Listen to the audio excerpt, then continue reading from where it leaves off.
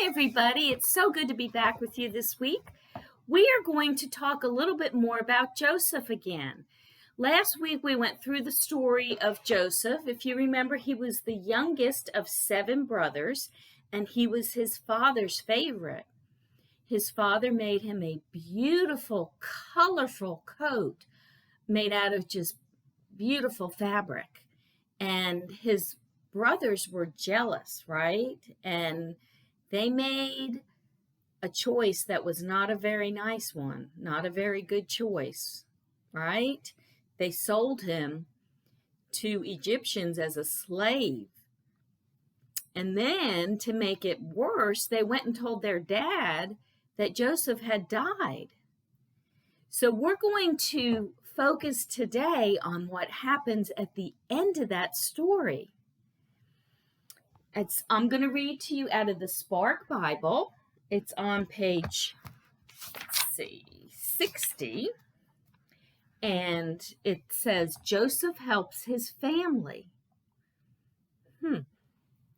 God always watched over Joseph. God spoke to Joseph in dreams, and Joseph used this knowledge to plan ahead. Sort of like when we watch the weather, we use the weather report to plan if it's going to be a good day to play outside or go to the pool, right? Well, this was knowledge that Joseph got from God about big things. Joseph knew that a famine was coming, and when the famine came, people from all over came to find food for themselves and for their families, because they knew that Joseph had planned ahead. He had saved up food for 7 years. That's a long time. Now, a famine means there is a scarcity of food. So there's not a lot of food. It could be because it didn't rain. It could be, there are many reasons why we might have a famine, or they would have had a famine. But whatever the reason, God told Joseph to prepare for it, and Joseph listened and obeyed. Well, even Joseph's brothers traveled to Egypt to find food. But it had been such a long time, because Joseph was little. Since they had seen each other, the brothers didn't recognize Joseph. Joseph kept the secret of who he was from his brothers for a while. But soon he couldn't wait any longer. Joseph finally told them who he was. I am your brother Joseph, who you sold to the Egyptian traders. Don't feel bad anymore, because God sent me ahead of you so that I could save people, including you. This famine is going to last for many years, so hurry back to our father and tell him that I am safe. I want you to bring your families and your children and all of your sheep and goats to live near me. And there is Joseph giving food away. Now, can you find Mr. Squiggles?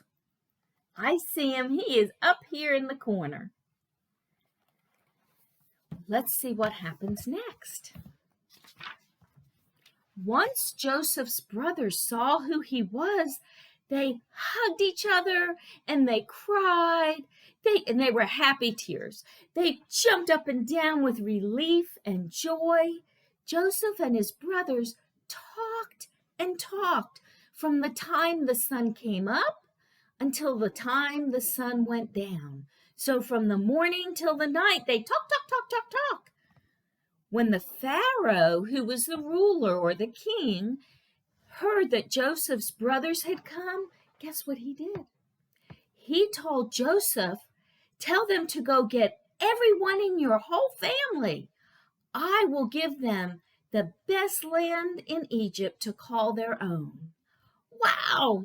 Joseph gave his brothers wagons and food and new clothes, and they went back to their father and told him the good news.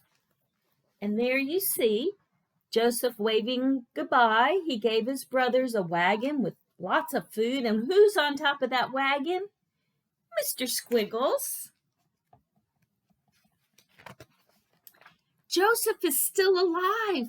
He's the ruler of all Egypt. Everyone danced when they heard the news. This is all I could ask for, Joseph's father said.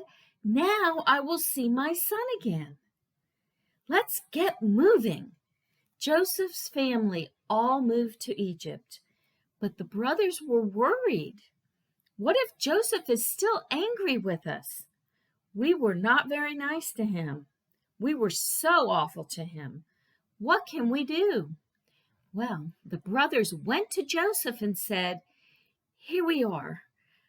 We don't deserve to be your brothers, so we'll be your slaves. But Joseph said, Don't be silly.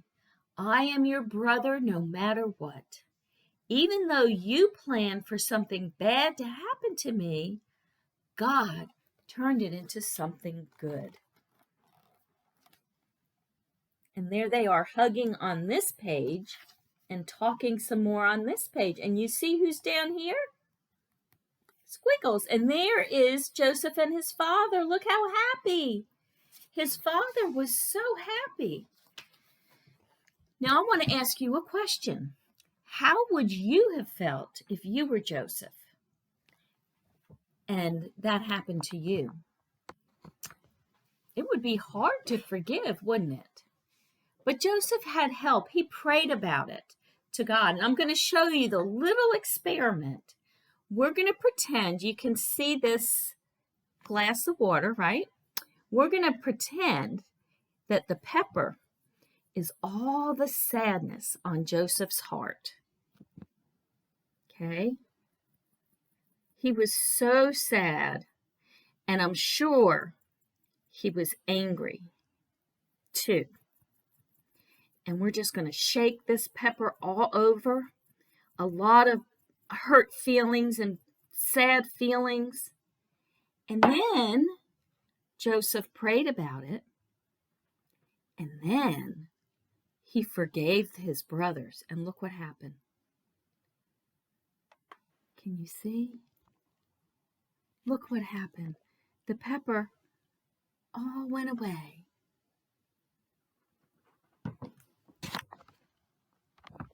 And that's what happens when we forgive others. Not only does it make their heart feel better, it makes our hearts feel better. But we all need God and Jesus to help us. Sometimes it's hard to forgive, but with Jesus' help, we can do it. Have you ever done something wrong that you had to go say, I'm sorry? I have, and I want to tell you something. It felt so good when I said I was sorry and the other person said, I forgive you. It made my heart feel so much better. So not only do you feel better when you forgive someone, but the person that you forgive also feels better and has a happy heart again. Well, just remember that I love you, and more importantly, Jesus loves you so much. See you next time.